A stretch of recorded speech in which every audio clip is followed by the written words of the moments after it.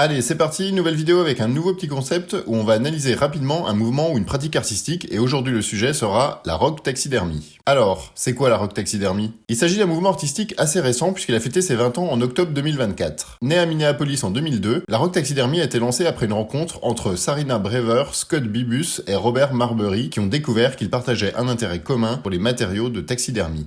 Leur première exposition en 2004, intitulée Rock Taxidermy, a rapidement fait sensation auprès des amateurs d'art comme des professionnels. Ils ont créé un genre d'art pop surréaliste, attirant l'attention des médias et du public. Par la suite, pour unir les artistes de ce mouvement, ils mettent en place le collectif mondial Minnesota Association of Rock Taxidermists. Ce style artistique unique introduit de nouvelles pratiques éthiques, transformant la taxidermie en un objet de décoration respectueux de l'environnement, loin des idées et débats classiques autour de la chasse. En effet, ce n'est pas simplement une catégorie de taxidermie traditionnelle, mais une fusion créative de matériaux naturels et synthétiques, comme des os, des fourrures factices et des mannequins en mousse. Les artistes du genre créent des sculptures allant de petites décorations à des installations monumentales en utilisant des matériaux mixtes. Le produit final ne doit pas nécessairement être une représentation figurative en 3 dimensions du corps d'un animal, il peut aussi être abstrait. Le mouvement repose sur une philosophie sans tuer, sans gaspiller. Contrairement à la taxidermie traditionnelle, les matériaux utilisés proviennent d'animaux morts naturellement, d'accidents de la route ou d'animaux décédés dans des conditions éthiques. Cette approche a non seulement redéfini la taxidermie, mais aussi permis à cette forme d'art de gagner en popularité,